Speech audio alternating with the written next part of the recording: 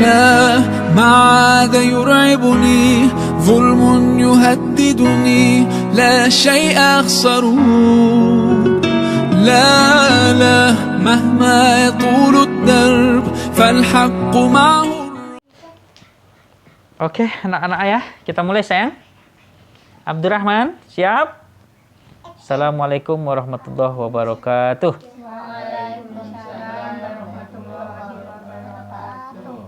Alhamdulillah, anak ayah Al-Jabari, hari ini puasa sudah hari keberapa sayang? 12. Besok ke-13 ya. Kita bersyukur kepada Allah. Allah berikan kita kesehatan, kemudian keberkahan, sehingga kita masih bisa dengan lancar melaksanakan puasa kita. Kemudian kita bersolat kepada Rasulullah sallallahu alaihi wasallam. Allahumma sholli ala Muhammad wa ala ali Muhammad.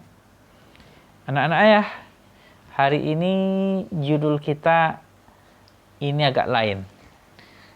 Bahasa Kampung Ompong Godang, ya, bahasa Mandailing.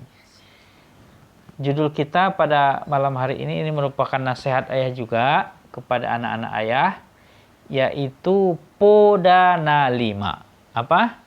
Podana 5. Ini.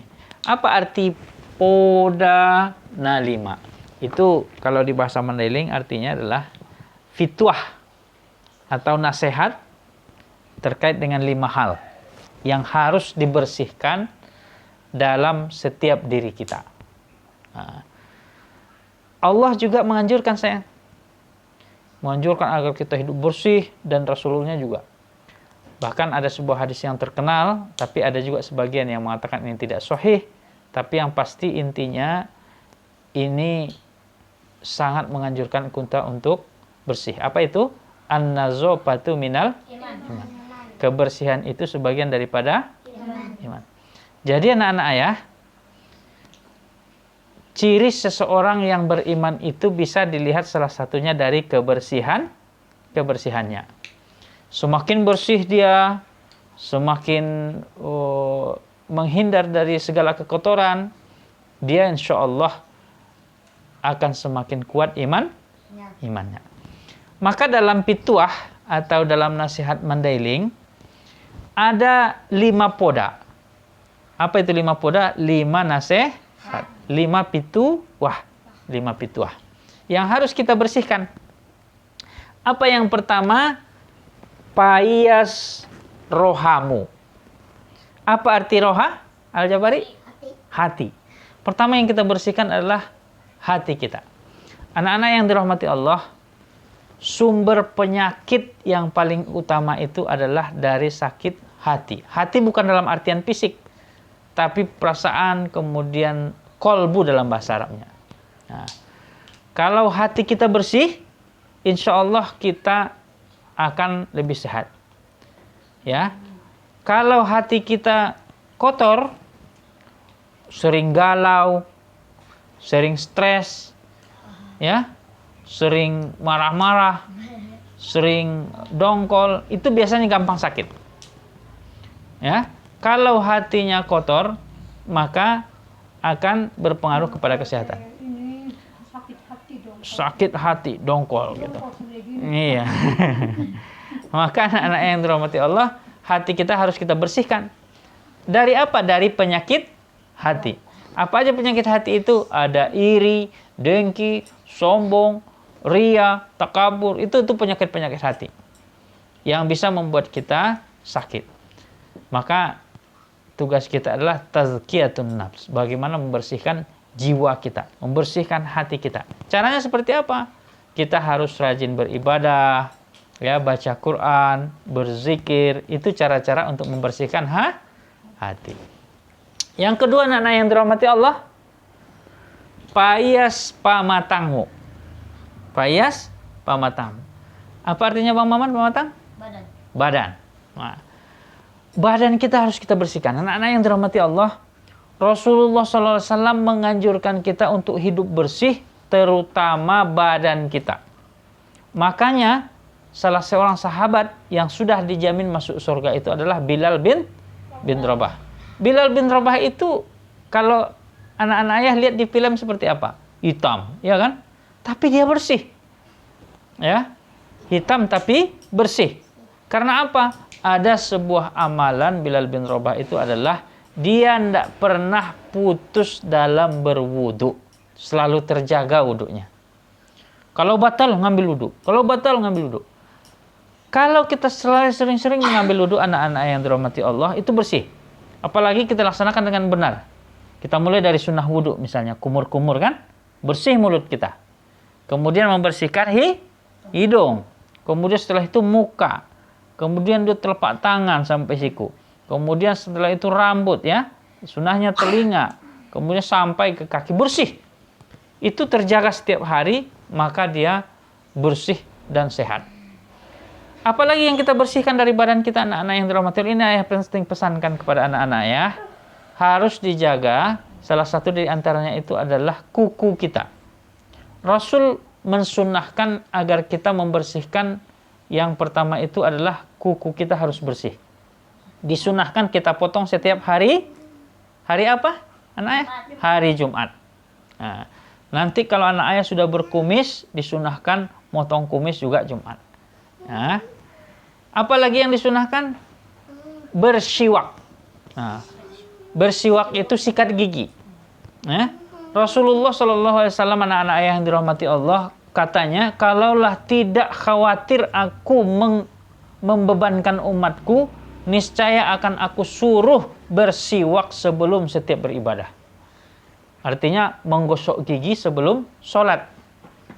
Anak-anak yang dirahmati Allah, jangan sampai punya jigong yang banyak loh. Jangan sampai malah sikat gigi. Karena itu Rasulullah menganjurkan. Salah satu tanda kebersihan itu anak ayah yang dirahmati Allah adalah kebersihan gigi. Ya, kalau zaman Rasul dulu bersiwak pakai akar, kalau sekarang pakai sikat gigi, boleh pakai odol. Nah, anak-anak yang dirahmati Allah, makanya kalau kita itu mau sholat, Rasul itu melarang seseorang yang baru makan bawang. Ya, artinya kita harus menjaga mulut kita. Jangan sampai ketika sholat, gitu kan. Kemudian setelah itu bau, kemudian orang yang sebelah kita tidak khusyuk. Atau makan durian misalnya. Kemudian Allahu Akbar. Gitu kan. Kecium rasa durian kepada seluruhnya. Mengganggu kehusukan sholat. Maka anak-anak ayah itu selain menggunting kuku, ya, kemudian membersihkan bulu-bulu, kemudian setelah itu sikat gigi, gitu ya. Kemudian mandi, ya. Sebelum sholat itu mandi, anak-anak ayah yang dirahmati Allah disunahkan bersih. Jangan sampai ada anak-anak ayah nanti kalau udah tidak lagi di rumah, malas-malas mandi, malas-malas sikat gigi, malas-malas gunting kuku. Kalau kita gunting kuku malas, itu nanti anak-anak ayah yang dirahmati Allah, kuman-kuman ada di situ, setan-setan juga bersarang. Kalau makan kita kotor.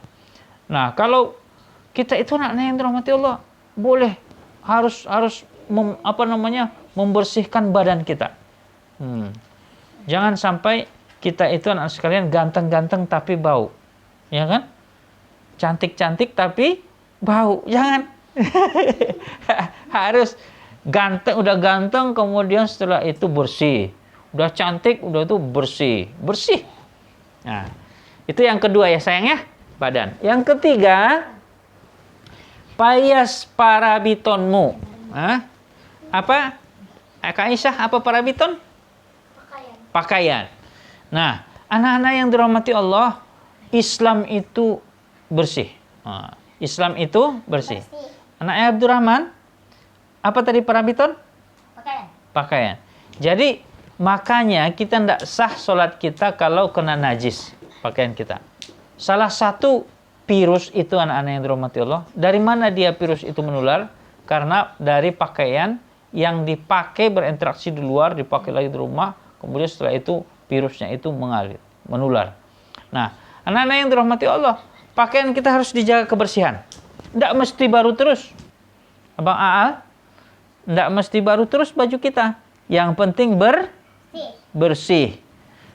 Walaupun baju lama, tapi bersih itu bagus. Ya, bagus. Jangan sampai anak-anak yang dirahmati Allah nanti kalau udah sekolah di luar atau udah kuliah, nanti malas cuci baju, malas membersihkan baju. Sehingga baju kemarin pakai lagi. Akhirnya nyampe di kampus, bau nih. Ganteng-ganteng tapi bau gitu ya. Harus bersih. Kalau pakaian kita bersih, enak dilihat. Kemudian dicium juga harum. Kapan perlu pakai parfum, ya. Kita disunahkan kalau mau sholat itu Bang Maman ke masjid itu pakai parfum, pakai wangi-wangian. Nah, jadi selain pakaian kita ini bersih daripada daripada kuman, tapi juga anak-anak yang dirahmati Allah harus tentu menutup aurat, bersih. Kemudian orangnya sudah cantik, pakaiannya bersih, badannya bersih. Wah, indah dipandang. Anak-anak yang dirahmati Allah, yang berikutnya adalah payas bagasmu. Nah, Abang Aal, apa arti bagas? Rumah kita harus kita bersihkan. Nah, jangan sampai rumah kita anak-anak yang dirahmati Allah kita nyaman seperti sarang tikus. Ya, di sini sampah, di situ sampah, di situ sampah. Jangan nyaman seperti itu. Dan kebersihan itu kita mulai dari kita. Jangan mengharapkan anak-anak yang dirahmati Allah. Misalnya walaupun kita ada asisten rumah tangga, ya, ada Bu In dan ada yang lain gitu ya. Jangan sampai kita mengharapkan itu. Mulai dari kita. Ada sampah dekat kita, pindahkan. Ada yang kotor piring, bantu. Jangan sampai nenek terus gitu ya. Anak ayah harus membantu mengangkat, bantu membersihkan ya. Dan anak-anak yang dirahmati Allah dari kecil sudah harus membiasakan diri itu kalau bisa piring sendiri itu kita yang bawa. Piring sendiri kita cuci gitu ya. Anak-anak yang dirahmati Allah, ayah waktu sekolah dulu seperti itu. Bahkan waktu kuliah, cuci sendiri, baju sendiri. Terakhir, payas pakaranganmu.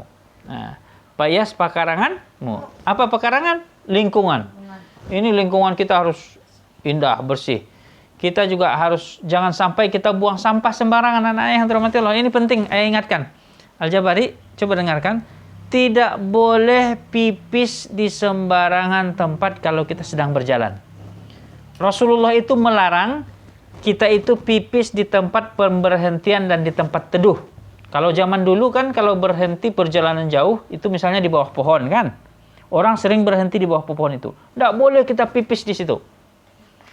Karena nanti orang mau bersinggah di situ, keduduk ternyata didudukinya pipis kita. Berdosa kita. Kalau dulu pepohonan tempat orang berhenti, kalau sekarang itu halte misalnya.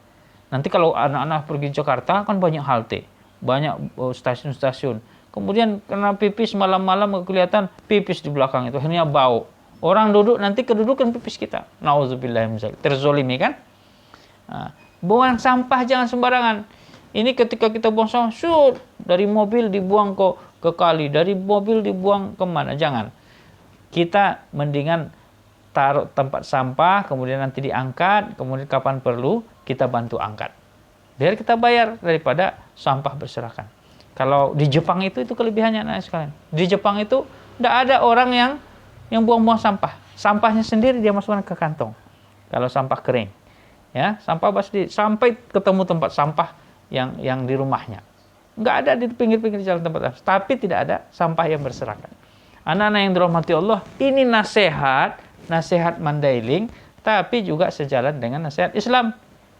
Dan malam ini ayah sampaikan agar anak-anak yang dirahmati Allah itu membiasakan bersih yang 5 ini. Apa yang 5?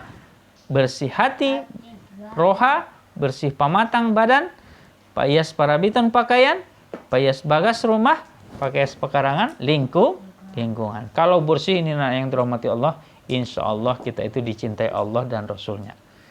Oke, paham anak-anaknya ya? Kita budayakan hidup bersih. Assalamualaikum warahmatullahi wabarakatuh. Waalaikumsalam.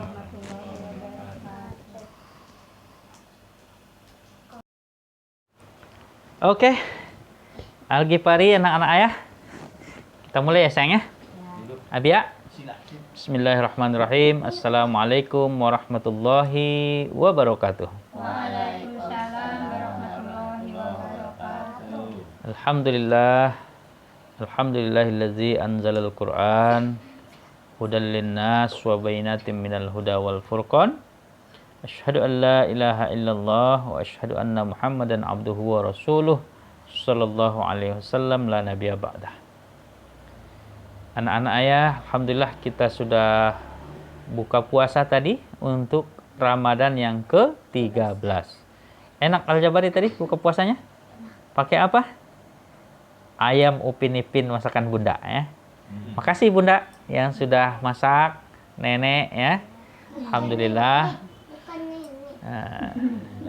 Dan insya Allah nanti kita akan sahur untuk besok puasa yang ke-14.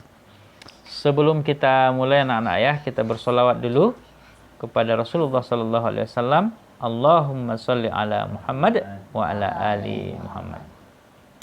Anak-anak yang dirahmati Allah, malam hari ini kita akan coba belajar tentang satu surah. Coba anak ayah Al-Jabari udah hafal surah Al-Asyr? Coba dulu sayang. Dia hafal? Wal Asyr? Kita akan coba hanya 3 ayat saja kan? 3 ayat saja. Seharusnya di TK juga sudah hafal. Anak-anak yang dirahmati Allah,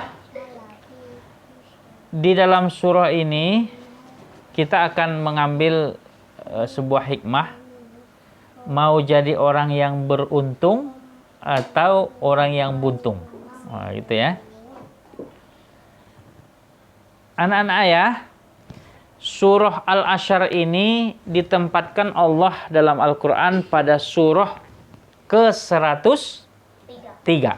Nah, sejarahnya anak-anak yang dirahmati Allah, sejarah turun surah ini, waktu itu kaum kafir di Mekah itu selalu mengolok-olok Nabi, selalu mencemooh Nabi.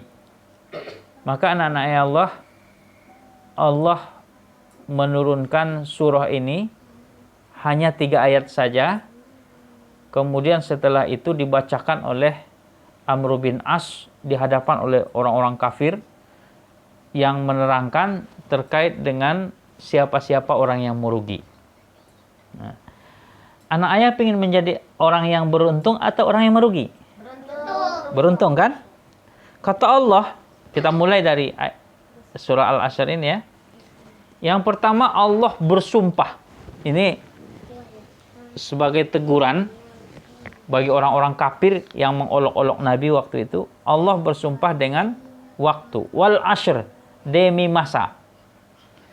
Kemudian Allah Subhanahu wa taala mengatakan dalam surah ayat 1-nya, innal insana lafi khusr. Sesungguhnya manusia dalam keadaan merugi. Nah, jadi hampir semua ini manusia dalam keadaan merugi. Tapi ada orang yang beruntung. Siapa? Kecuali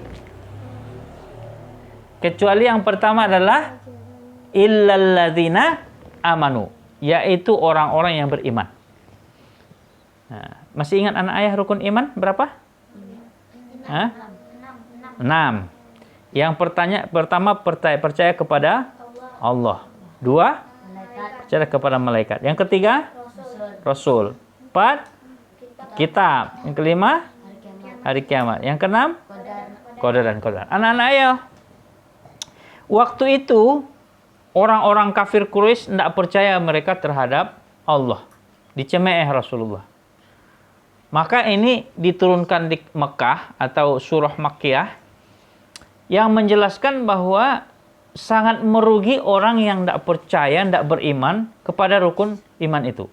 Dia tidak percaya bahwa Allah adalah Tuhannya, tidak percaya bahwa Al-Quran adalah kitabnya, tidak percaya kalau Nabi Muhammad adalah nabinya kan?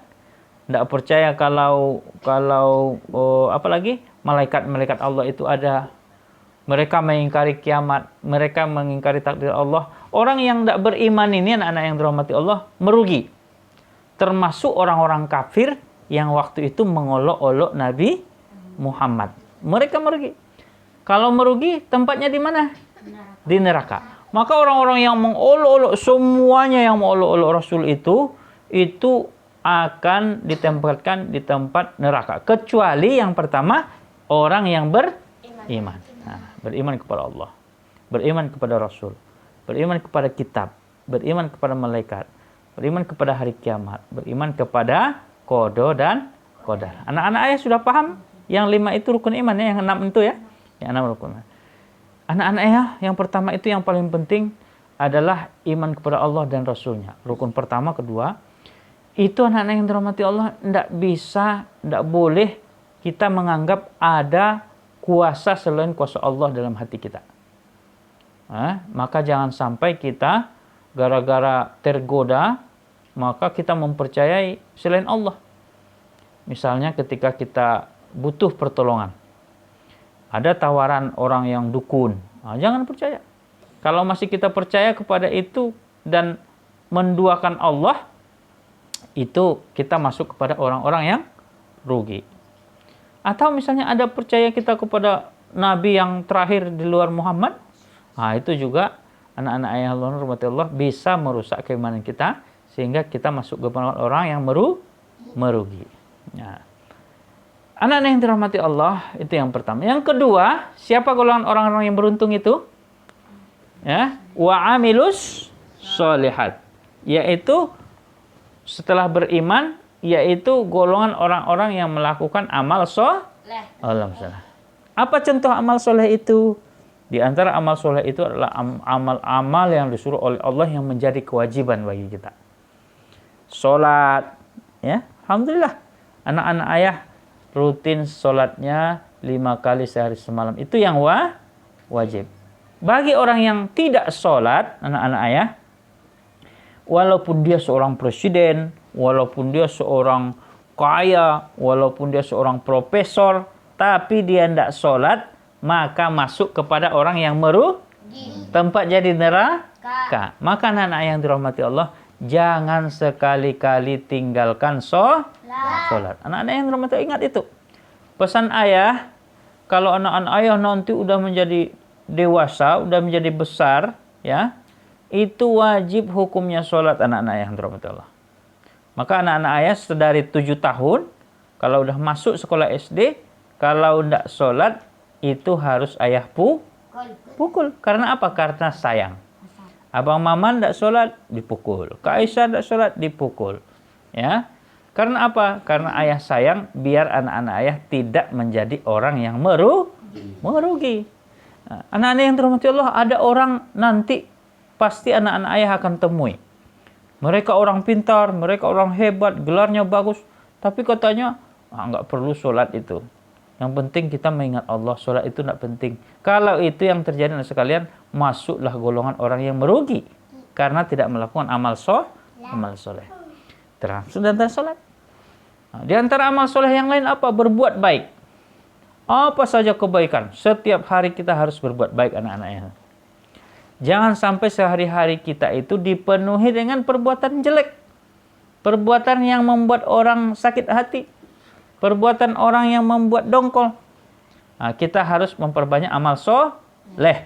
Nah, makanya semuanya kita ini adalah namanya ayah kasih semuanya saleha.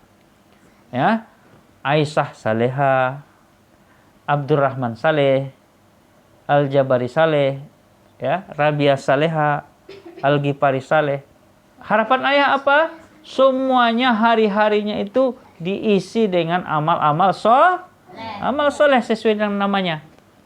Jadi setiap hari kita ini anak-anak yang dirahmati Allah, pastikan sebelum kita tidur itu amal soleh kita lebih banyak daripada amal jelek kita. Pastikan tabungan pahala kita lebih banyak dibanding dengan dosa-dosa kita anak-anak ya. Pastikan apa yang dikerjakan membuat Allah suka. Suka Allah terhadap apa yang dilakukan. Amal soleh. Yang ketiga anak-anak yang dirahmati Allah, orang yang beruntung saling menasehati dalam kebaikan. Wa tawasau bil haqq. Anak-anak yang dirahmati Allah, harus kita budayakan dalam keluarga kita saling menasehati dalam yang baik-baik. Contoh, kalau kakak melihat abang maman ada kesalahan, dinasehati dengan cara yang baik. Kemudian ada kesalahan kakak misalnya. Kesalahan kakak Aisyah walaupun kakak Aisyah lebih tua, tapi anak ayah yang lain Abdurrahman itu wajib atau harus memberikan nasihat dalam rangka kebaikan. Al-Ghifari juga seperti itu. Ya, Al-Ghifari harus mau dinasihati dalam kebaikan. Gitu juga ayah, ya. Kalau ayah juga nanti misalnya ada yang lupa. Contoh, misalnya ayah ngasih ceramah terkait dengan sholat. Kemudian ayah malas-malas sholat. Maka anak ayah nanti ingatkan, ayah, ayo jangan malas sholat. Ayo jangan malas sholat. Kan ayah yang bilang harus sholat di masjid. Kalau dalam kondisi tidak corona kan. Ya? Anak ayah harus menjadi pengingat bagi ayah kalau ayah malas sholat jemaah. Nanti ingatkan. Oke, sepakat ya? Kita saling mengingatkan ya? Kalau ayah lagi malas sholat, ingatkan. Kalau abang maman malas sholat, ayah ingatkan. Kita saling mengingatkan dalam kebaikan. Yang terakhir anak ayah, watawasau bis sabar. Apa itu watawasau bis sabar? Yaitu saling menasihati dalam kesabaran. Anak-anak yang dirahmati Allah, kita harus sabar, ya. Jangan sampai kita suka emosi, marah-marah. Jangan sampai itu. Satu kali kita nasihati, kita bersabar. Mudah-mudahan Allah nanti akan memberikan kemudahan dalam hatinya untuk melakukan kebaikan. Nah, jadi kita harus saling mengingatkan. Kalau ada yang suka marah-marah, ada yang suka yang tidak sabar, kita harus saling mengingatkannya, sayangnya. Oke? Mudah-mudahan kita masuk kepada orang-orang yang beruntung, terhindar dari orang-orang innal insana lafi khusr, orang-orang yang merugi. Anak-anak yang dirahmati Allah, ada sebuah pernyataan dari Imam Syafi'i. Apa kata beliau? Kalaulah seandainya orang muslim ini mengamalkan satu surah ini saja, itu sudah cukup baginya untuk bekal masuk surga. Subhanallah. Surah Al-Asr ini pendek, hanya 3 ayat, tapi bisa menyebabkan kita masuk surga kalau kita amalkan. Kita beriman, kita beramal soleh, kita saling menasihati dalam kebaikan, kita saling menasihati dalam kesabaran. Billahi taufiq wal hidayah. Assalamualaikum warahmatullahi wabarakatuh. Assalamualaikum anak-anak ayah. Yang semangat dong jawabnya. Waalaikumsalam warahmatullahi wabarakatuh. Alhamdulillah. Alhamdulillahirabbil alamin. Anzalal Qur'an hudal linnas wa bayyinatin minal huda wal furqan. Asyhadu an la ilaha illallah wa asyhadu anna Muhammadan abduhu wa rasuluh. Sallallahu alaihi wasallam la nabiyya ba'dah. Asyhadu an la ilaha illallah wa asyhadu anna Muhammadan abduhu wa rasuluh. Anak-anak ayah, kakek, nenek yang ayah cintai dan ayah banggakan, malam hari ini kita alhamdulillah sudah 14 hari Ramadan. Besok hari ke-15. Besok itu adalah puncaknya. Setelah hari 15, nanti 16, 17 itu berkurang-kurang sampai nanti menjelang bulan Syawal, hari raya Idul Fitri. Maka besok kita menuju puncak tanggal 15 Ramadan. Anak-anak yang dirahmati Allah, kita bersyukur. Yang kedua, kita bersolawat kepada Rasulullah SAW. Allahumma salli ala Muhammad wa ala ali Muhammad. Anak-anak yang dirahmati Allah, hari ini hari apa? Hari Kamis. Malam Jumat. Nah, ini yang perlu ayah jelaskan. Dalam penanggalan Islam, pergantian hari itu terjadi pada waktu maghrib. Artinya, setelah tadi Kamis masuk maghrib, itu sudah hari Jumat. Itu dalam Islam. Jadi sekarang sudah masuk hari Jumat. Kapan berakhir hari Jumat? Besok pas masuk waktu maghrib. Anak-anak yang dirahmati Allah, hari Jumat itu adalah hari terbaik. Abu Hurairah radhiyallahu an menyatakan bahwa Rasulullah SAW bersabda, nah, sebaik-baik hari matahari terbit adalah hari Jumat. Pada waktu hari Jumat itulah diciptakan Nabi Adam. Hari itu dimasukkan ke surga dan juga dikeluarkan dari surga hari Jumat. Dan nanti kiamat akan terjadi pada hari Jumat. Anak-anak yang dirahmati Allah, begitu mulianya hari Jumat, maka Allah dan Rasulnya memberikan beberapa hal yang disunnahkan kita laksanakan pada hari Jumat. Itulah yang kita bahas pada hari ini. Amalan-amalan sunnah yang kita laksanakan di hari Jumat. Anak-anak yang dirahmati Allah, kapan mulainya tadi hari Jumat? Dari maghrib tadi. Berarti sekarang sudah hari Jumat. Jadi amalan-amalan ini kita lakukan mulai dari maghrib sampai Jumat besok maghrib. Itulah yang terhitung amalan sunnah yang kita lakukan pada hari Jumat. Apa amalan yang pertama anak ayah? Amalan pertama yang kita lakukan mulai malam ini sampai besok, ya, sangat besar pahala insyaallah subhanahu wa ta'ala, adalah perbanyak baca sholawat. Karena yang Rasulullah SAW mengatakan, pada hari Jumat, hari yang baik, perbanyaklah membaca sholawat. Karena kata Rasulullah SAW, orang yang paling banyak membaca sholawat adalah orang yang paling dekat denganku, kata Rasul, di hari kiamat nanti. Anak-anak yang dirahmati Allah, nanti tidak ada lagi pertolongan. Yang kita harapkan ketika kita masuk mau meniti Shiratal Mustaqim, ya, kalau dosa kita lebih banyak daripada pahala kita, tidak ada pertolongan kita harapkan, kecuali hanya satu, yaitu syafaat Nabi besar Muhammad sallallahu alaihi wasallam. Nabi itu sangat sayang kepada kita. Nabi sangat sayang kepada kita. Sampai nanti di akhir kelak, anak-anak yang dirahmati Allah, ketika kita mau masuk ke dalam neraka, Nabi itu menangis. Nabi itu sedih. Maka dia berusaha sepenuhnya meminta kepada Allah agar kita dibolehkan dapat syafaat Rasul. Siapa yang mendapatkan syafaat dan pertolongan Rasul nanti pada hari kiamat? Mereka yang sering membacakan sholawat. Apa bunyinya? Boleh. Allahumma sholli ala Muhammad wa ala ali Muhammad, gitu ya. Atau sholawat yang sering dinyanyikan. Sholatullah, salamullah, gitu ya. Atau as-sholatu wassalam, gitu ya. Atau sallallahu alaihi wasallam. Yang paling baik itu adalah yang baca kita pada at-tahiyatul. Allahumma sholli ala Muhammad wa ala ali Muhammad. Yalah, sampai akhir. Anak-anak sekalian, kapan dibacanya? Mulai dari maghrib tadi sampai besok maghrib. Di waktu-waktu senggang. Ya. Setelah selesai sholat boleh, atau menunggu waktu sholat boleh, atau menunggu waktu tidur boleh. Banyak faedah sholawat. Mungkin di lain kali kita akan membahas faedah sholawat. Yang jelas, siapa yang rajin baca sholawat, dia akan mendapatkan syafaat Rasulullah di yaumil akhir kelak, dan paling dekat dengan Rasul. Nah, yang kedua, anak ayah yang dirahmati Allah, apalagi yang kita lakukan pada hari Jumat? Adalah mandi dan membersihkan badan. Mandi dan membersihkan badan ini ada hadisnya.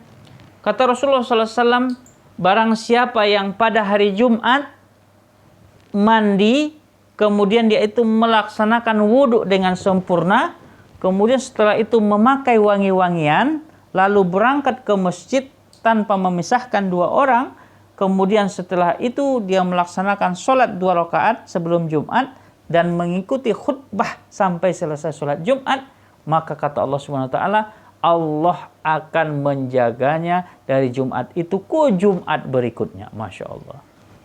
Ya. Tapi karena sekarang lagi musim COVID-19, maka kita tidak perlu ke masjid. Kita ikuti seruan ulama. Di mana kita di sini? Tapi apakah ini berlaku? Berlaku. Jadi bagi yang kukunya masih panjang, dapat apa? Mulai nanti malam boleh dipotong. Ya kan? Mana gunting kukunya? Itu tuh. Nah, kemudian apalagi rambut juga kalau bercukur boleh. Atau kumis dicukur boleh.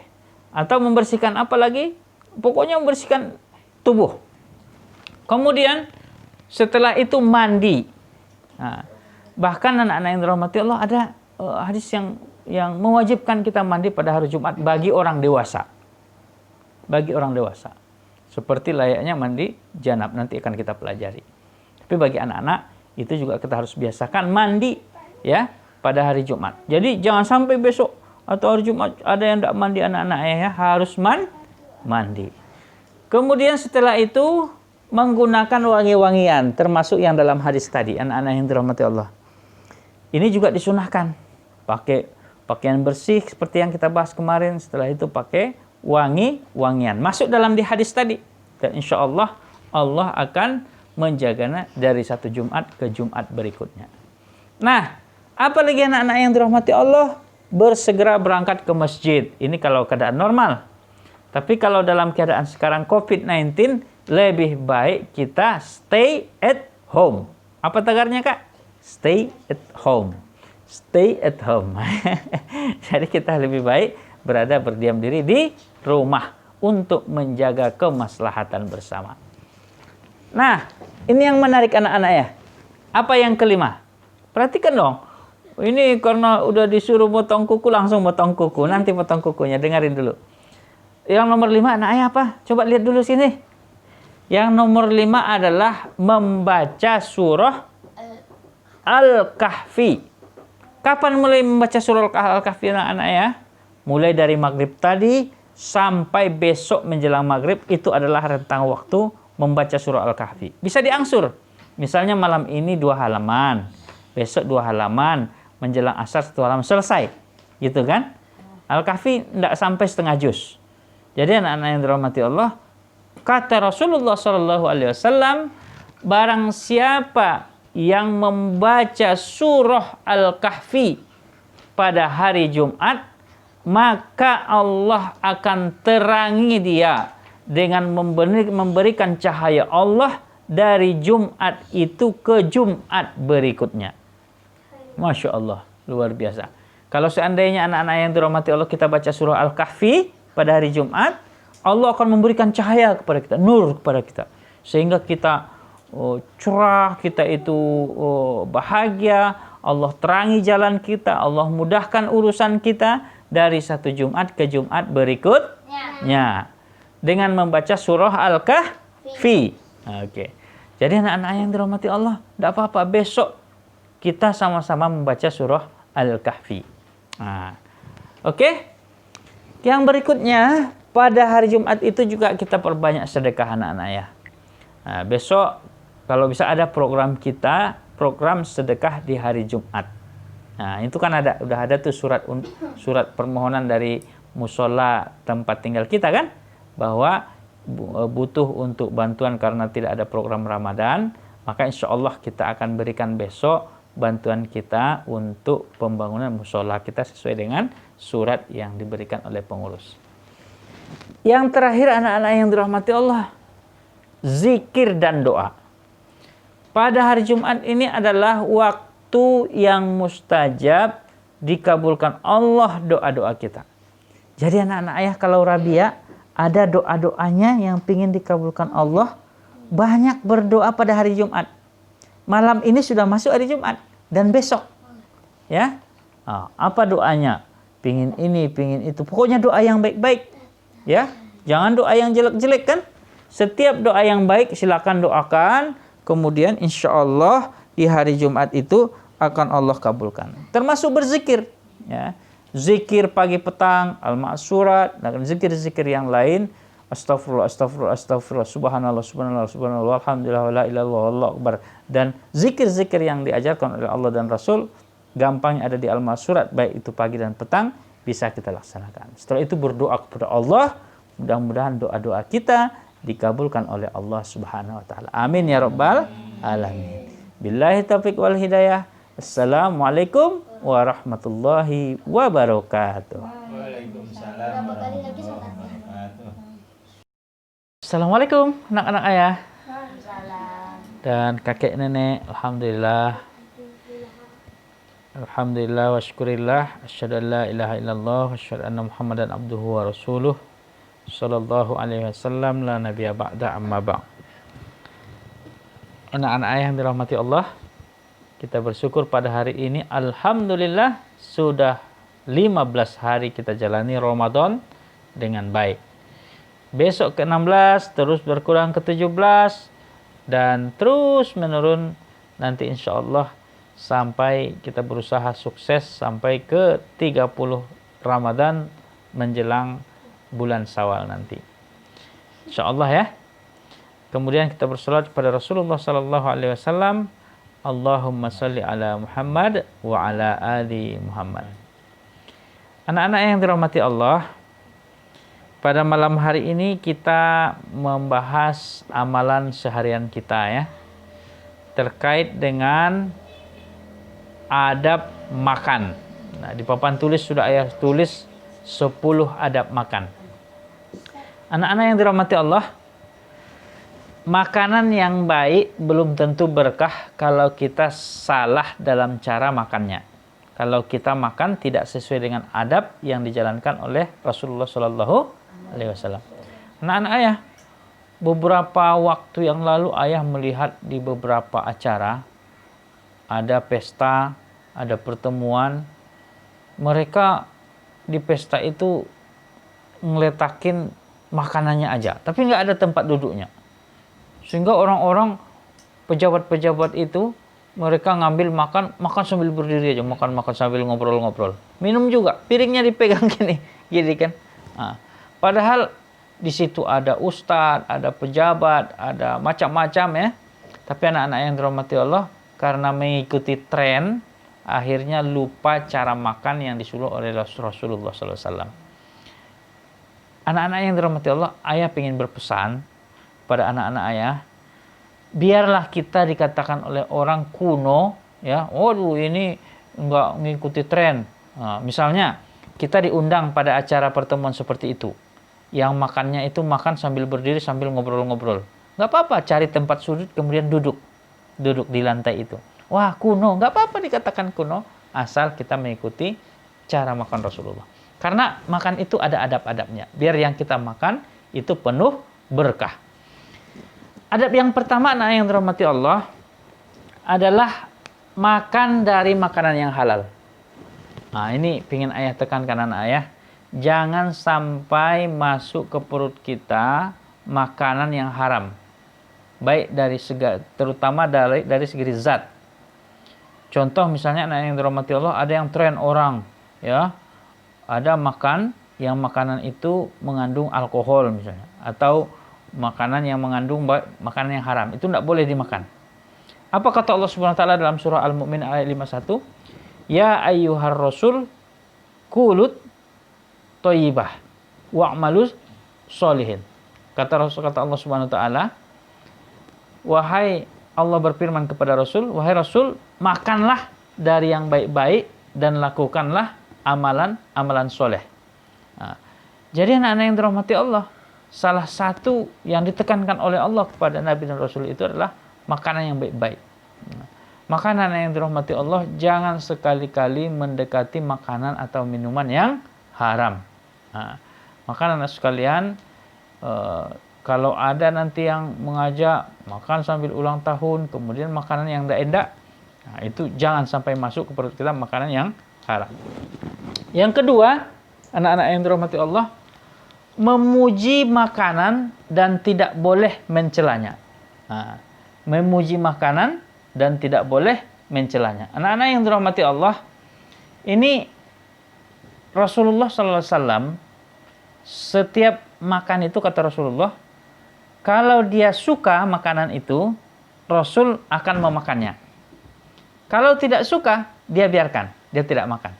Tapi tidak boleh mencela. Contoh, wih apa nih makanan ini? Apa nih masakan ini? Itu tidak boleh. Tidak boleh mencela makanan. Kalau kita suka, makan. Enak, alhamdulillah. Tapi kalau tidak suka, diam saja. Tidak usah dimakan.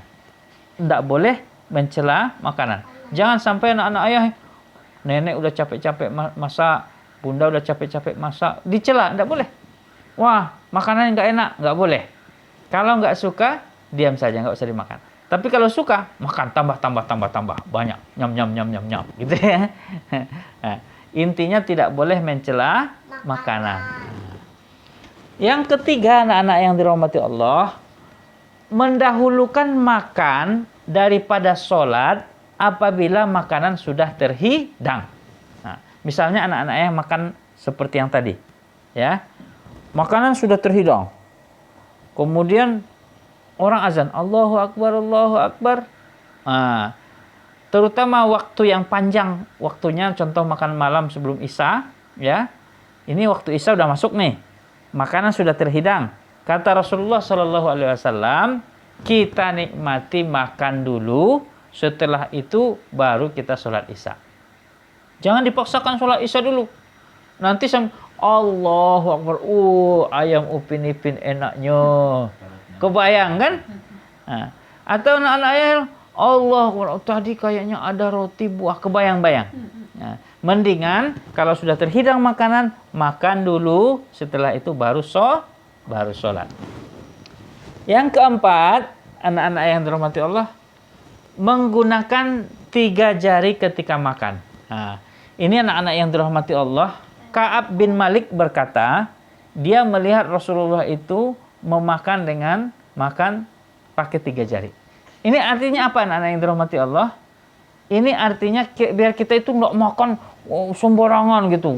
Sampai kayak gini, ada yang makannya diaduk-aduk, nasinya banyak, kemudian makan sampai belepotan gitu. Itu nggak boleh. Maka Islam itu mengajarkan kita makan yang rapi, yang sopan gitu ya. Ya nak, dengerin.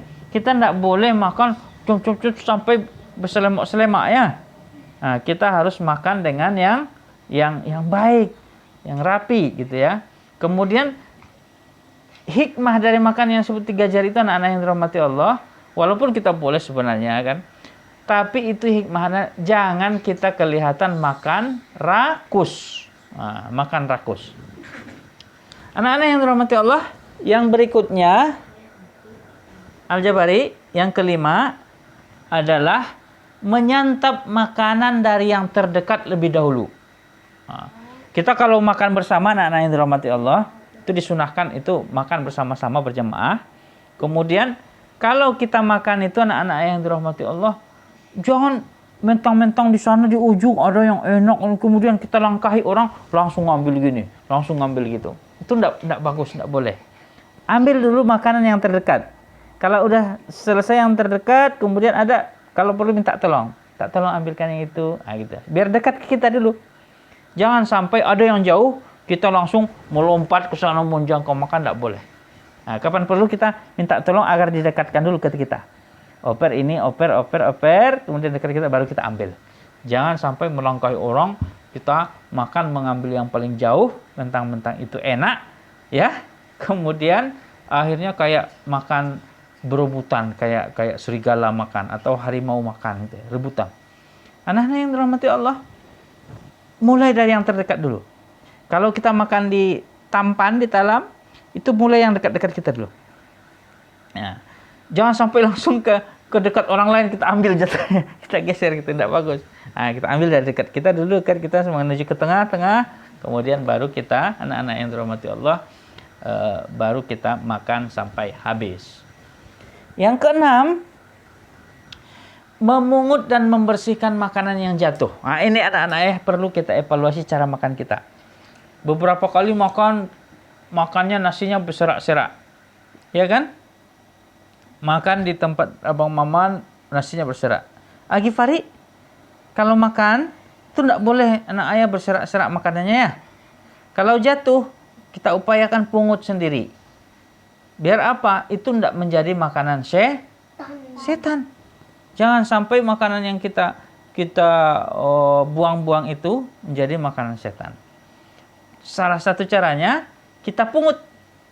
Yang bagian kita yang dijatuhkan oleh kita ambil sendiri. Ya. Mana yang tidak jatuh oleh teman kita, saudara kita, biar dia yang ngambilnya. Tapi khusus yang bagian kita anak-anak ayah yang dirahmati Allah, biasakan kalau ada makanan yang jatuh segera ambil. Kan belum 5 menit, gitu kan. Kecuali udah lama baru enggak boleh. Tapi kalau baru jatuh tuh ambil. Ya. Karena kita enggak tahu anak-anak ayah yang dirahmati Allah, berkah makanan itu di nasi yang mana, ya kan? Kadang-kadang nasi yang berkah itu ada di ujung bibir kita, belum masuk ke makanannya. Ambil, makan lagi, gitu kan? Ada jatuh, ambil. Dan piring kita usahakan anak-anak yang dirahmati Allah itu makanannya itu tidak bersisa. Makanya salah satu disunahkan kita mengambil sesuai porsi kita, sesuai isi perut kita. Anak-anak yang dirahmati Allah ambil sesuai dengan yang habis. Anak ayah biak kalau ngambil makanan itu kita ambil, kita kira-kira kita habis makanan itu. Jangan sampai kita ambil banyak-banyak kemudian ternyata tidak habis, ya kan? Biar sedikit-sedikit, kalau kurang tambah, sedikit kurang tambah, sedikit kurang tambah sampai habis. Yang ketujuh, cuci tangan sebelum dan sesudah makan. Nah, ini anak-anak yang terhormat. Karena apa? Karena kadang-kadang kita makan, sebelum makan kadang-kadang ada corona. Kemudian kita makan. Nah, maka harus kita cuci tangan sebelum dan sesudah makan. Al-Ghifari yang berikutnya adalah yang ke-8, berdoa sebelum dan sesudah makan. Nah, kalau susah-susah, doanya sederhana saja. Cukup baca bismillah. Bismillah. Dengan baca bismillah itu setan lari. Kalau setan lari, tidak ikut bersama kita makan. Tapi kalau ikut setan bersama kita makan, naudzubillah, kurang berkahnya, ya kan? Kemudian tutup dengan alhamdulillah. Kemudian yang ke-9, selalu menggunakan tangan kanan. Selalu menggunakan tangan kanan. Karena setan itu selalu makan dan minum tangan kiri. Maka anak-anak yang dirahmati Allah, kalau kita biasa makan tangan kanan, maka insya Allah setan menghindar. Tapi kalau kita makan dengan tangan kiri, kita berarti meniru contoh terhadap makannya setan. Nah, terakhir anak-anak yang dirahmati Allah, duduk ketika makan. Makanya saya bilang tadi di awal, kalaupun ada acara-acara mewah, duduk berdiri, makanya jangan ikut. Ya, ambil makanannya, cari sudut, duduk, cari tempat duduk, biarlah dibilang kuno, asal kita makan sambil duduk. Karena apa hadisnya, Bia? La yas. Artinya? Jangan salah seorang kamu makan dan minum. Oh iya. La yasrobanna ahadukum qa'iman. Janganlah salah seorang di antara kamu makan dan minum sambil berdiri. Anak-anak yang dirahmati Allah, mudah-mudahan dengan melaksanakan adab-adab makan ini, makanan kita diberkahi oleh Allah Subhanahu wa taala. Amin ya rabbal alamin. Assalamualaikum warahmatullahi wabarakatuh. Waalaikumsalam warahmatullahi wabarakatuh. Assalamualaikum anak-anak ayah. Udah enak buka puasa? Kenyang? Alhamdulillah. Alhamdulillahirabbil alamin. Shalatu wassalamu ala Muhammadir Rasulil Karim wa ala alihi wa sahbihi Rasulillahi ajma'in. Asyhadu an la ilaha illallah wa asyhadu anna Muhammadan abduhu wa rasuluh sallallahu alaihi wasallam la nabiyya ba'dah. Amma ba'd. Asyhadu an la ilaha illallah wa asyhadu anna Muhammadan abduhu wa rasuluh sallallahu alaihi wasallam. Anak-anak yang dirahmati Allah, kita bersyukur kehadirat Allah Subhanahu wa taala. Alhamdulillah di malam hari ini kita masuk malam ke-17 ya. 17 Ramadan. Anak-anak yang dirahmati Allah, ayah tidak akan membahas terkait dengan nuzul Quran pada malam hari ini karena ada perbedaan pendapat terkait dengan malam turunnya Al-Quran. Ada yang mengatakan bahwa Al-Quran itu turun pada 17 Ramadan.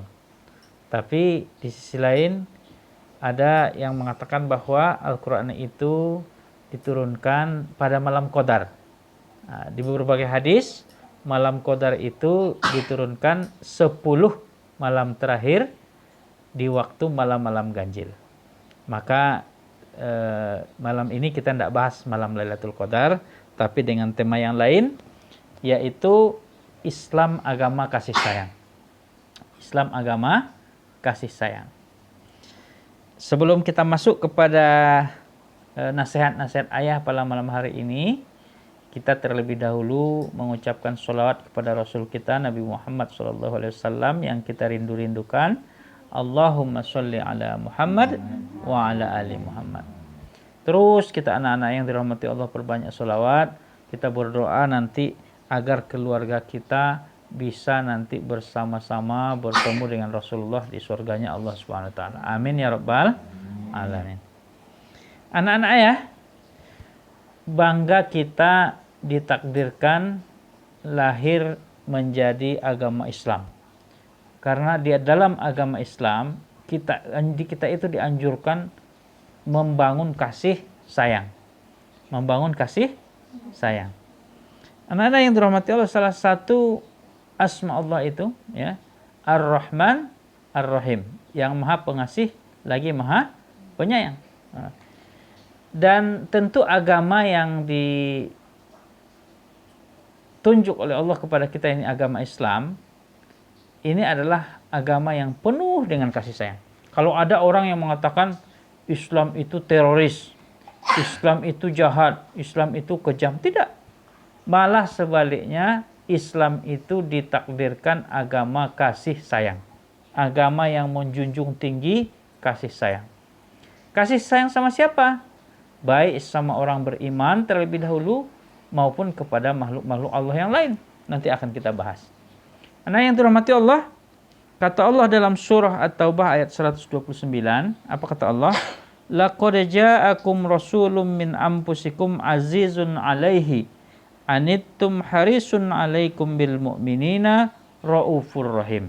Nah, kata Allah, sungguh telah datang kepadamu seorang rasul dari golongan kalian sendiri. Berat terasa olehnya penderitaan yang kamu alami. Dia sangat menginginkan keimanan dan keselamatan bagimu. Penyantun, penyayang terhadap orang-orang beriman. Nah, yang dirahmati Allah, yang pertama yang harus kita lakukan adalah kita itu harus membangun kasih sayang antara sama orang-orang beriman. Nah, anak yang dirahmati Allah, kata Rasulullah SAW, tidak sempurna iman seseorang apabila dia belum mencintai saudaranya seperti mencintai dirinya sendiri. Itu anak yang dirahmati Allah. Apa artinya? Misalnya, Abang Maman tidak menyayangi Al-Jabari selaku adiknya seperti menyayangi diri sendiri. Maka anak ayah, kata Rasulullah SAW, belum sempurna imannya. Begitu juga misalnya Kak Aisyah. Kak Aisyah tidak menyayangi adiknya seperti menyayangi diri sendiri. Maka imannya, kata Rasulullah SAW, kurang sempurna. Nah, bagaimana sempurna iman itu? Ketika kasih sayang kita itu anak-anaknya termasuk kepada saudara-saudara kita seiman, apalagi saudara sendiri, itu seperti menyayangi diri sendiri. Maka anak-anak yang dirahmati Allah, kita sesama saudara tidak boleh saling menyakiti. Kita sesama saudara harus membangun kasih sayang. Ya, kasih sayang harus kita bangun anak-anak yang dirahmati Allah. Ketika satu orang sakit, kita merasa sakit. Ketika satu orang sedih, kita merasa sedih. Ketika satu orang gembira, kita merasa gembira. Maka anak-anak yang dirahmati Allah, gembira saudara kita adalah bahagia bagi kita. Sakit saudara kita adalah kesedihan bagi kita. Kita harus membangun itu anak-anak sekalian. Jangan sampai dalam hati kita terbersit senang melihat saudara kita sedang menderita. Jangan anak-anak. Kita harus merasakan kalau ada saudara kita sedih, kita juga ikut merasa sedih. Pingin rasa membantu, pingin rasa menolong, pingin rasa mengeluarkan dari kesedihan itu. Anak-anak yang dirahmati Allah itu sesama beriman, saudara. Untuk yang lain juga seperti itu anak sekalian. Kasih sayang kita bukan hanya kepada manusia saja, tapi juga kepada makhluk yang lain. Nah, ini Abu Bakar waktu mengutus Usamah bin Zaid sebagai pemimpin perang, apa kata Abu Bakar kepada Usamah bin Zaid? Kata Abu Bakar, jangan sekali-kali kalian bunuh itu perempuan-perempuan yang lemah. Kemudian jangan bunuh orang tua yang lemah. Ketika perang ini, ketika perang saja dalam Islam, yang dibunuh itu tidak sembarangan. Target perang itu bukan bunuh-membunuh, tapi untuk meraih kekuasaan dan menegakkan kejayaan Islam. Jadi bukan sembarang orang dibunuh. Wanita tidak boleh dibunuh, yang tidak melawan ya. Kemudian orang tua tidak boleh dibunuh. Apalagi anak-anak kecil juga tidak boleh dibunuh. Kemudian apalagi Ini pohon kurma saja tidak boleh dikebiri, tidak boleh dibunuh pohon kurma. Itu berarti kasih sayang kita itu bukan hanya meliputi ke orang saja, tapi kasih sayang kita kepada tanaman, kasih sayang kita kepada pohon. Jangan sampai kita menanam pohon, menanam bunga di pot, tapi tidak kita siram-siram. Kasian kan dia kan, tidak makan kan? Maka anak ayah dia kalau nanam-nanam, itu disiram, dikasih pupuk, dikasih makan, dirawat. Ya, ayah bantu. Nah ya, dibantuin bukan gitu ya. Anak-anak yang dirahmati Allah. Selain itu juga anak-anak yang dirahmati Allah, jangan sekali-kali menebang pohon yang sedang berbuah. Itu juga tidak boleh. Waktu perang, ya, begitu kasih sayang kita kepada makhluk Allah di luar manusia. Anak-anak yang dirahmati Allah, Al-Jabari, ini ada 2 kisah terkait dengan kasih sayang. Yang pertama kasih sayang terhadap hewan, yang kedua kasih sayang terhadap orang yang tidak seagama dengan kita. Kasih sayang terhadap seekor hewan ini dikisahkan oleh Rasulullah SAW. Ceritanya begini. Ada seorang wanita, yang wanita itu, Bang Maman, dia banyak dosa. Wanita itu. Saking banyak dosanya, dia anak yang dirahmati Allah, tidak tahu malu dia. Auratnya dibuka, diumbar. Kemudian berhubungan, mohon maaf, dia berbuat maksiat, ya, berzina dan lain-lain. Akhirnya dia itu dicap oleh orang lain sebagai ahli neraka. Karena apa? Karena banyak dosanya yang sudah jahat dosanya. Dosa perempuan ini. Nah, tiba-tiba suatu ketika dia berjalan di padang pasir, kemudian setelah itu kehausan waktu berjalan. Kemudian dia lihat di mana mata air ini ada. Jauh ada mata air di bawah. Dia pergi mata air sana dengan bersusah payah. Akhirnya pas di bawah dia ambil air. Kemudian setelah itu dia bawa ke darat. Ya, minum dia puas. Alhamdulillah. Kemudian pas dia minum, anak-anak yang dirahmati Allah, dia lihat seekor anjing. Anjing itu yang sedang kehausan. Sampai lidahnya itu menjulur-julur kehausan. Akhirnya si wanita yang banyak dosa itu kasihan kepada anjing itu. Akhirnya diambil anak-anak yang dirahmati Allah terompanya, ya, sepatunya. Kemudian dia ambil lagi, payah ngambilnya ke bawah, jauh kepada mata air, bawah sampai dia itu bersusah-susah jatuh. Kemudian susah naiknya lagi, dia ambil air. Kemudian pas di sepatunya itu ada bawa air ke atas. Pas nyampe di atas, dikasihnya air minum kepada anjing itu. Anjing itu lalu minum puas. Minum puas-puasnya. Sampai saking bahagianya anjing itu, anak-anak yang dirahmati Allah, anjing itu mengibas-ngibaskan ekornya tanda bahagia. Tanda bahagia. Kata Rasulullah SAW, ternyata kasih sayang seorang wanita itu, dia itu menyebabkan anjing itu menyebabkannya masuk surga. Itu kasih sayang kepada binatang.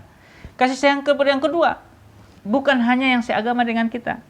Rasulullah itu juga pernah melakukan sebuah amal kasih sayang. Suatu ketika Abu Bakar, ketika Rasulullah sudah meninggal, Abu Bakar datang kembali ke rumah. Siapa istri Rasulullah? Siti Aisyah. Siti Aisyah yang anak Abu Bakar. Apa kata Abu Bakar kepada Aisyah? Wahai anakku, kan Aisyah itu anaknya Abu Bakar kan? Wahai Aisyah, apalagi amalan sunnah Rasulullah yang belum aku kerjakan. Ya kan? Kemudian kata Aisyah, ya ayah, engkau mirip betul dengan Rasulullah akhlakmu. Semuanya apa yang dilakukan oleh Rasulullah sunnahnya sudah engkau lakukan. Cuman satu saja yang belum. Apa yang belum itu? Kata Aisyah, wahai ayah, Rasul biasanya ketika dia lewat pasar, ada di situ orang Yahudi tua, pengemis, dan Rasul selalu memberikannya makan. Akhirnya Abu Bakar mengamalkan itu, membawa roti, menemui pengemis Yahudi tua yang berada di tengah pasar. Melihat dia, oh ini dia. Ketika dilihat, didekatinya wanita tua yang buta itu. Laki tua yang buta itu. Apa katanya laki itu?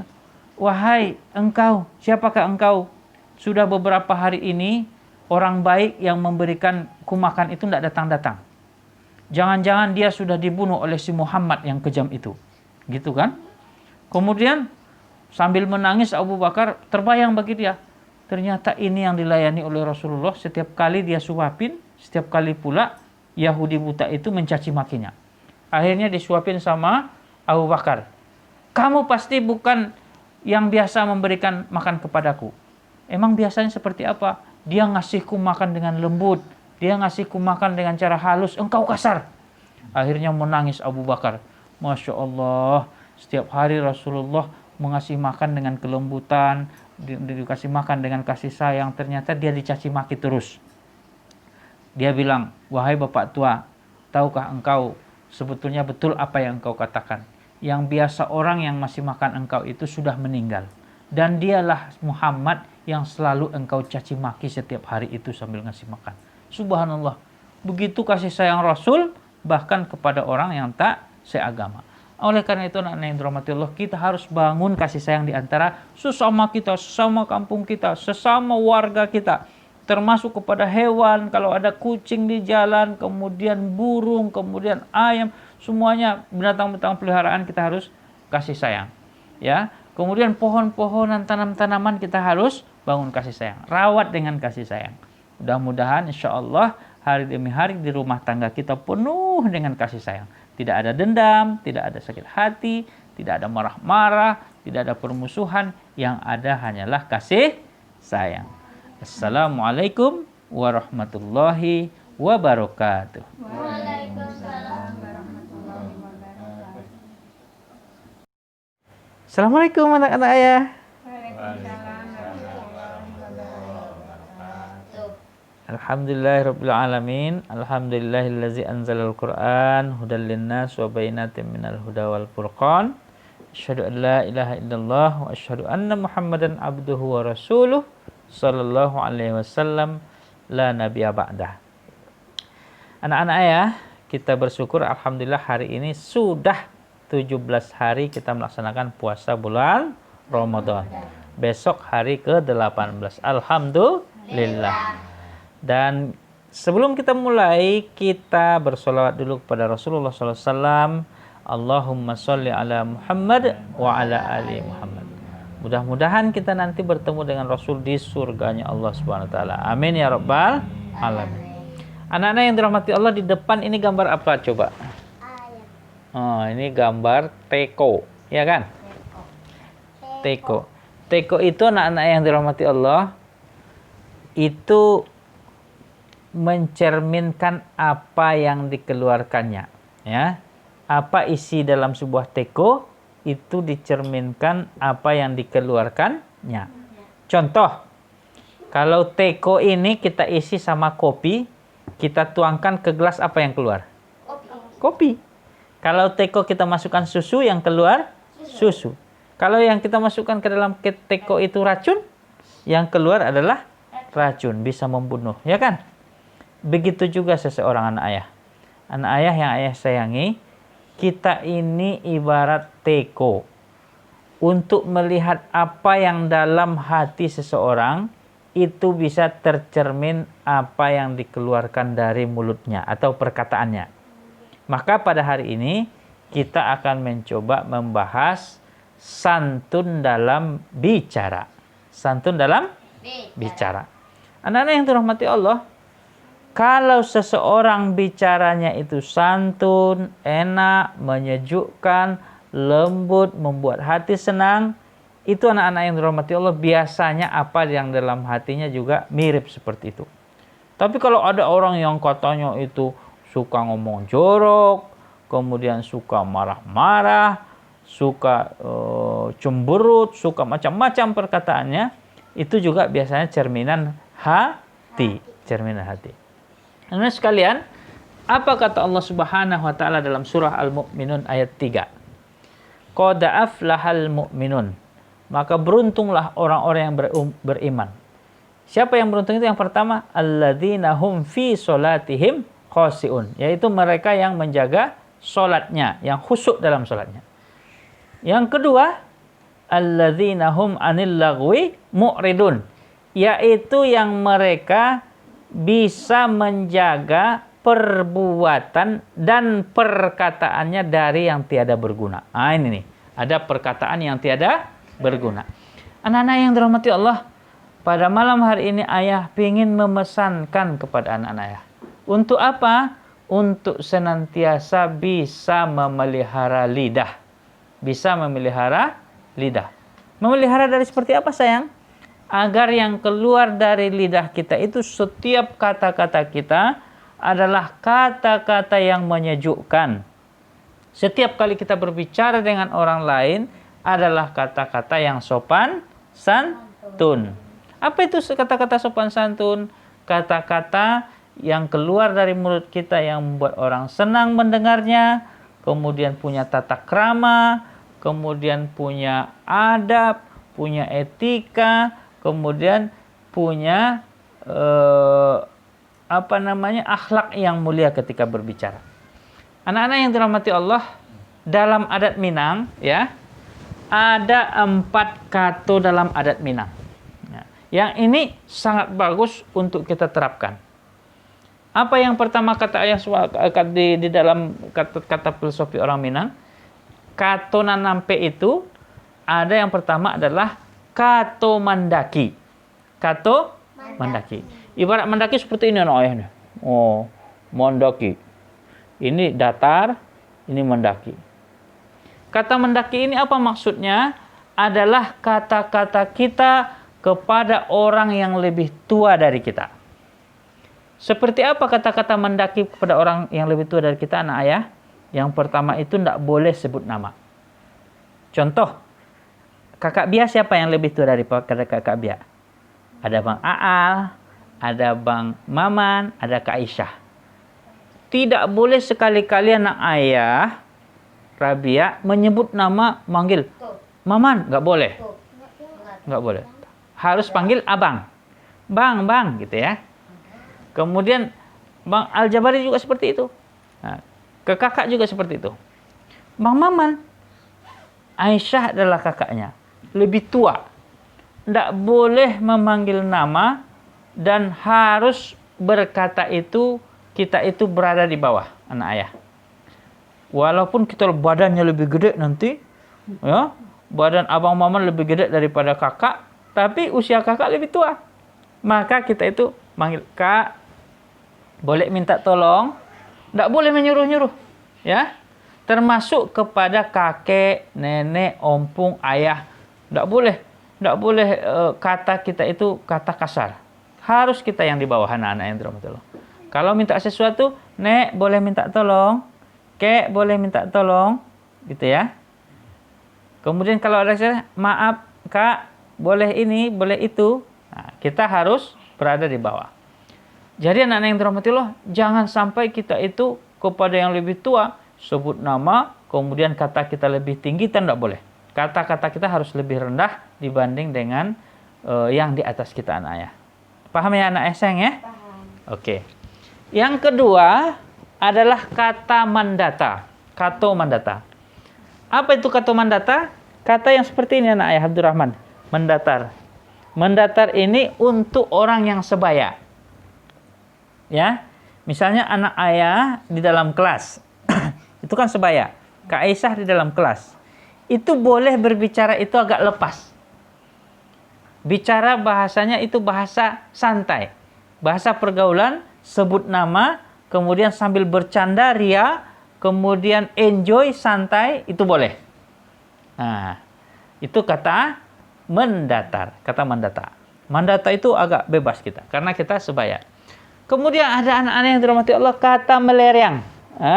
Kata meleriang. Kata meleriang itu anak-anak yang dirahmati Allah, kata yang tidak langsung to the point. Tapi kalau misalnya kita mau, mohon maaf ya, mau buang air, jangan sampai kita langsung ambo pingin jangan seperti itu bahasanya. Melereng itu ada sedikit kiasan-kiasan. Ambo pai ke belakang sebentar, gitu kan, mau pergi ke belakang, padahal niat kita mau jadi harus melereng. Itu untuk siapa kata-kata ini anak-anak yang dirahmati Allah? Biasanya kita gunakan untuk tetamu kerabat kita. Contoh misalnya ayah sama Om Jana, ya. Itu kata melereng di Minang. Kemudian bunda sama udak hendra. Itu kata melereng. Kata melereng itu anak-anak dirahmati Allah, sopan, tidak mau to the point, kemudian sedikit berkias-kias. Banyak basa-basinya. Nah, itu kata melereng. Anak-anak juga harus paham kayak gitu ya, sayang ya. Nah. Kemudian yang keempat itu adalah kato manurun. Kato manurun itu anak yang dirahmati Allah adalah kata-kata untuk yang usianya di bawah kita. Seperti apa kata menurun? Kata penuh kasih sayang, kelembutan. Misalnya anak sama anak ayah, tidak boleh walaupun di bawah kita umurnya, tidak boleh menghardik keras-keras. Harus dengan kasih sayang. Abang Maman ngomong ke Al-Jabari bahasa kasih sayang. Al-Jabari, adik abang, minta tolong sayang ini, gitu ya. Sambil diusap punggungnya, sambil dibujuk-bujuk. Al-Ghifari, adik abang sini. Nah, ya, Kak Aisyah pun ke Maman, Abdurrahman, adik kakak sini dulu, sayang, gitu. bahasa yang sayang lembut. Nggak boleh mentang-mentang lebih tua, bahasanya bahasa kasar. Nanti Abia dulu ke Sofi seperti itu ya sayangnya. Nah, Dedek Sofi sayang, ini ya, dengan penuh kelembutan. Sehingga anak-anak yang dirahmati Allah, bahasanya itu nyaman, bahasanya itu halus, bahasanya itu bagus. Yang terakhir anak-anak yang dirahmati Allah, saya ingin sampaikan, kita harus hindari dalam berbicara. Yang pertama, jangan banyak bicara. Ya, kata Rasulullah SAW, kalau tidak berkata baik, lebih baik diam. Nah, tidak usah banyak bicara. Anak-anak yang dirahmati Allah, anak ayah, jangan suka pauta-uta. Banyak bicara tapi ngawur. Nah, biar sedikit berbicara tapi berbobot. Nah, yang kedua, tidak boleh motong pembicaraan orang. Kalau lagi kita berbicara, jangan tiba-tiba, gitu ya. Jangan motong pembicaraan orang. Nah, yang berikutnya, jangan bicara kotor dan jorok. Nah, ini bukan budaya rumah Rahmat Saleh Nasution ya. Nah, bukan rumah budaya kita. Kalau ada orang yang ngomong ini, itu, ngomong jorok, jangan sampai anak ayah Abdurrahman ikut-ikutan ya. Iya, jangan ngomong jorok. Yang berikutnya, menghindari berdebat. Walaupun kita benar anak ayah, jangan suka berdebat. Karena berdebat itu ujung-ujungnya menyakitkan hati ya. Nah, kemudian jangan berdusta. Kemudian suaranya tenang. Suara tenang. Kalau kita ngomong, jangan suaranya itu terlalu kencang, terlalu keras yang membuat orang tidak nyaman. Suara yang biasa-biasa saja. Yang terakhir anak yang dirahmati Allah, jangan berbicara ghibah, menggunjing. Karena itu dosanya sangat besar. Anak-anak yang dirahmati Allah, mudah-mudahan anak-anak ayah, kita biasakan bicara sopan santun. Tidak boleh sombong, bicaranya bagus, enak didengar, kemudian sehingga menimbulkan kita itu menjadi orang yang soleh. Assalamualaikum warahmatullahi wabarakatuh.